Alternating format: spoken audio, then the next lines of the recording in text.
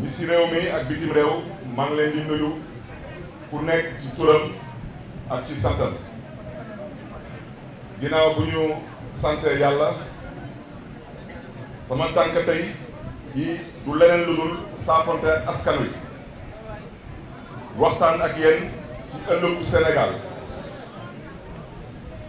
ñëwuma fi nag tey ngir xëccoo ñëwuma fi ngir xiiroo ñëwuma fi ngir ŋaayoo ñëwuma fi ngir xaajale ñëwuma fi ngir teesante dama fi ñëw tey ngir dajale ngir diisoo ngir defar ngir tabax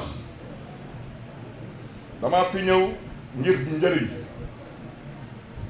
ngir fësal suma yéene ak suma yaakaar ci ëllëgu Sénégal fas yéene nag ànd ci ak yéen ci jàmm ak salaam si mbokk ak dëkkandoo te lu ma gëm mooy dafa am lu yàqu ci suñu diggante te loolu ay ñi ko def dugal ci nag politique am na lu yàqu ci diggante askan bi tey ak seen yaakaar ci ëllëgu Sénégal yaakaar bu tas te du ay waxi kese du ay diggee kese moo koy defaraat li koy defaraat mooy ku nekk fa nga nekk ak ci lu ngay yëngatu nga yor sa puso di ñaw ci jàmm ak salaam ngir yàlla te ngir ëllëgu Sénégal loolu mooy suma tànku tey tànki dëgg tànki ngëm-ngëm tànki wootee tabax ak jàmm wootee sosoo ci li ñu bokk wootee jàmm waaye wootee dëgg dëgg la Sénégal soxla fi mu toll nii wootee xol waaye wootee xel wootee kilifte wootee boo xam ne ni bis ni ki tey woo naa képp kuy sénégalais tàllal ko suma loxo ndax ñu mën a soppi suñu taxawaay ak suñu doxalin ci nu ñuy gisee suñu réew ci nu ñuy xoolee suñu réew ci nu ñuy bootee suñu réew ci nu ñuy yëkkatee suñu réew ci nu ñuy sargal suñu réew ak ci suñu ak tamit ci nu ñuy bëggee suñu réew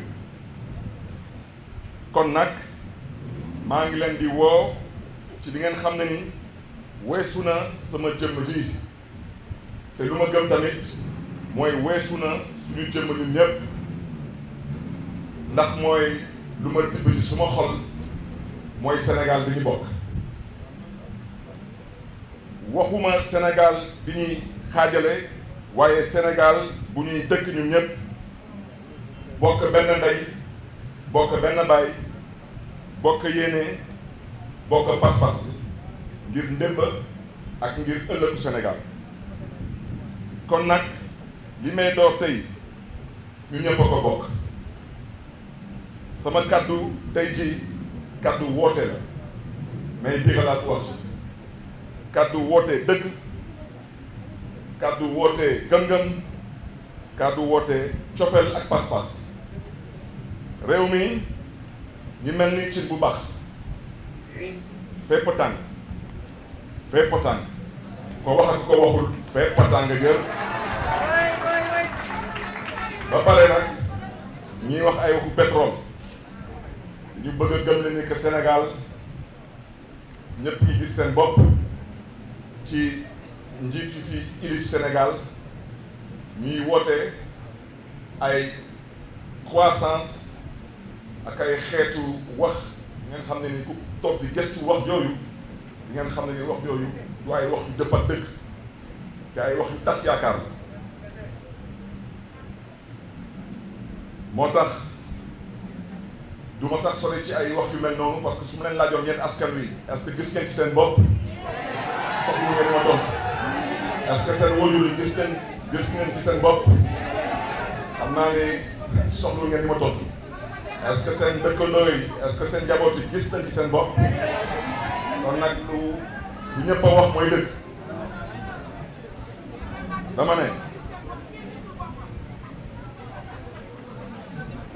dama ne ñuy toog fii tey di woote naataange bi Sénégal di woote xewal ak tawféex bi Sénégal xanaa du suñu Sénégal bii lañuy wax dama ne Sénégal bii mooy Sénégal bu xaw a jéggi dayoo te képp kuy sénégalais tey am nga tiitaange ci dëkk bi ngir lan ngir béykat bi amatul jiw ngir nappkat bi te gisatul jën ngir sàmmkat bi gisatul gàncax gis jàngalekat bi moom ci gàttal gisatul boppam fajkat bi moom amatul jumtukaay ndaw ñi amuñu xëy kulli njuum dama ne kulli njuum wante nu ma ko waxee daal tàng na fépp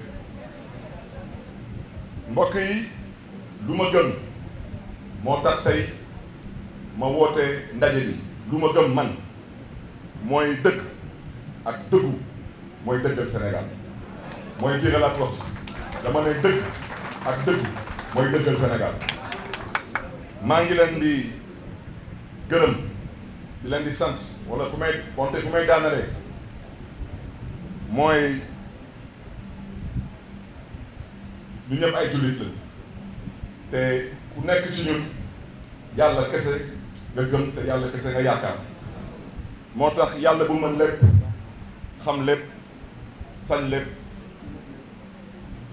ngeen may ma tibb ci suma xol dama ne yàlla na leen yàlla musal ci njiit dul wax dëgg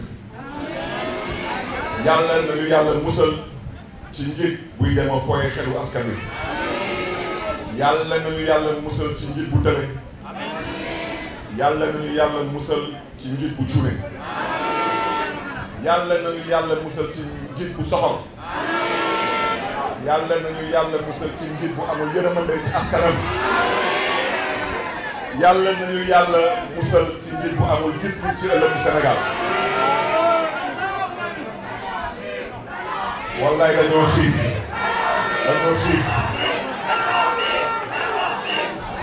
kon nag mbokk yi foofu lay tëjee mbokk yi maa ngi leen di gërëm di leen di sant di leen di ñaanal yàlla na leen yàlla kattanal yàlla na leen yàlla aar yàlla na leen yàlla sakat ci góor bu leen jëf mbokk yi ngeen may ma nuyu leen ku nekk ci turam ak santam ñu leen di jox seen wàccuwaay te di jiital ci nuyoo bi kilifa diine yi fi ñëw fekk si tey bés bi yàlla bu am pay na leen yàlla fay seen xol seen yéen ak seen taxawaay fii tey ci bés bi di nuyu tamit toutes les autorités à vos rangs, titres et grades respectifs di nuyu nag suma maire bu bopp le maire de Mermoz Sacré-Cœur le maire Alioune Tall ku lim juum mbokk yi wolof Njaay nee na cin su naree neex su baxee waaw lu fi bax moom macha allah lu fi xew neex na lool man may ma rek comme ni ko waxee luñ fi woote tey mooy appel mooy tàllal suñu loxo yi waxtaan ak mbokk yi sàkku ci yàlla mu may ñu mën a bokk benn ndey bokk benn baay ngir yéene bu ñu am ci Sénégal ak yaakaar bu ñu am ci ëllëgu Sénégal dinaa njëkk lire déclaration bi ci tubaab ensuite ma tënk loolu tamit ci wolof wala ñuy soog a dem di yeewi nit ñi parce que comme ngeen ko xamee salle bi dafa am waxtu bu ñu jox te ñaan naa yàlla laata waxtu jolu jot ñu mën a wax lu ñuy wax te ñëpp am lu koy dégg ak tamit am lu ñuy yóbbu seen kër yi. Sénégalaises, Sénégalais, compagnons de peine, complices d'espoir, mes chers compatriotes. Ce soir, je ne m'adresse pas à vous comme un homme politique. Je parle comme un fils parle à sa mère patrie, debout, au seuil de l'épuisement. Comme un frère parle à ses sœurs et à ses frères quand la maison prend feu.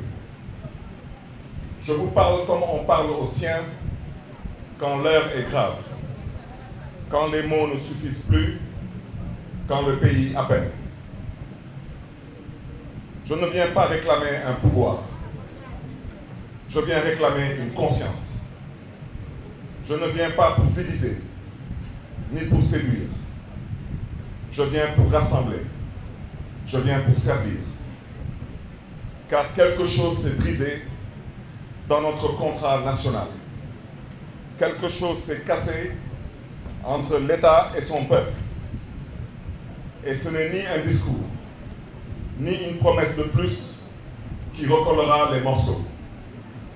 C'est un acte de vérité, un acte de foi, un acte d'amour. Le Sénégal souffre, mais sa souffrance n'est pas abstraite. Elle a des visages, des odeurs, des silences. C'est le souffle court d'une mère qui ne sait plus quoi mettre dans la marmite. C'est le regard perdu d'un jeune qui attend l'aube avec angoisse par rapport à un lendemain vide. C'est la lassitude d'un père qui rentre sans rien, encore une fois de plus, à la maison. C'est l'attente d'un talibé sur le trottoir, d'un pays devenu sourd à ses enfants. Et pendant que cette souffrance s'épaissit, on nous chante la gloire du pétrole. On agite des chiffres. On maquille la misère avec des courbes de croissance. On dit le PIB monte. Oui, il monte. Mais pour qui? Pour les puissants qui s'enrichissent sans partager? Pour ceux qui ont confisqué l'État comme on confisque un héritage? Cette croissance ne nourrit pas. Elle n'emploie pas. Elle ne soigne pas. Elle ne console pas. Et quand les bailleurs se retirent et que cette brave diaspora soutient la croissance, quand l'inflation mord les salaires, quand les prix flambent et les services publics vacillent, ce n'est pas le Sénégal qui monte, mais c'est plutôt la colère. La colère de ceux qui n'ont jamais été entendus. La colère de ceux qu'on a traités comme des statistiques, alors qu'ils sont l'âme et la chair de notre cher pays, le Sénégal. Sénégalaises, Sénégalais, je suis venu ce soir, non pour dominer un peuple, mais pour faire entendre un appel. Un appel qui vient d'un vertige partagé. Un appel calme, mais ferme. Un appel du cœur. Un appel de lucidité. Un appel de sérénité.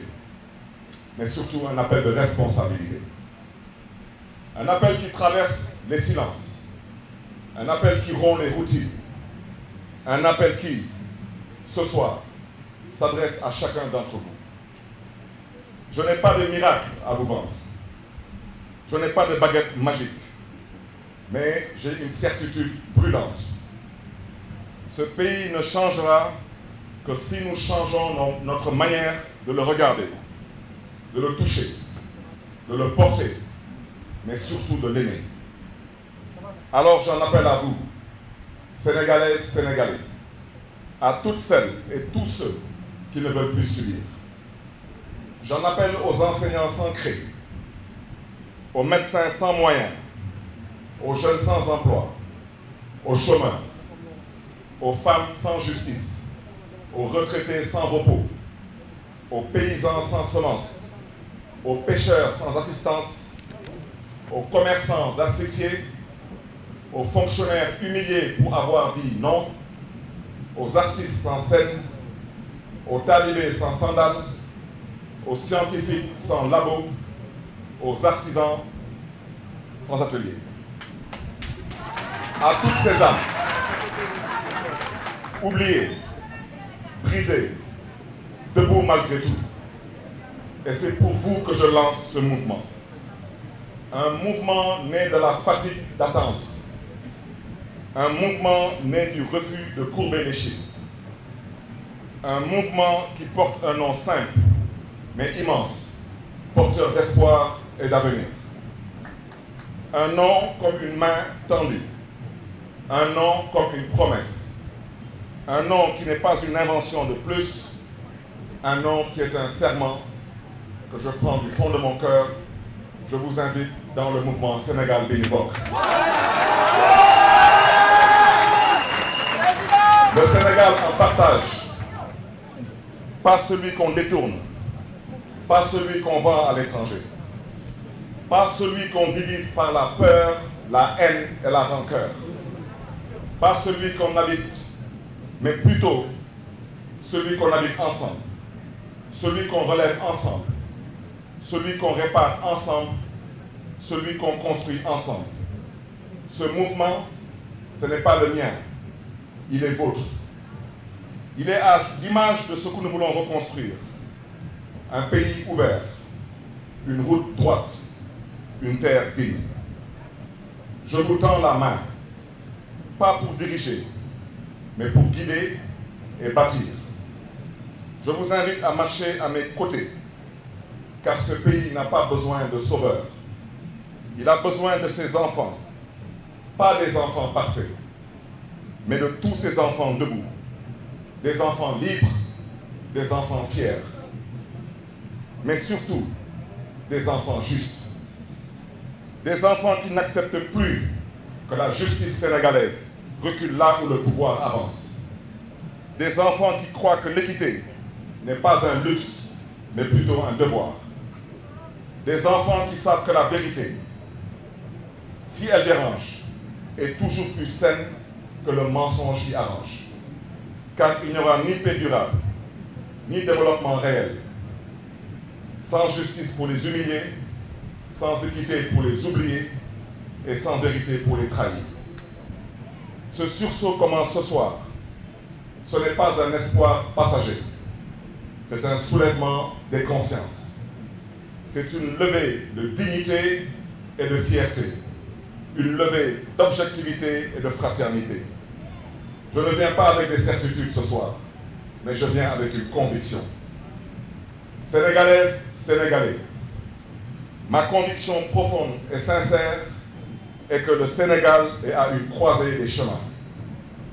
Et il n'y aura pas de salut sans un peuple rassemblé, éveillé, exigeant et indomptable.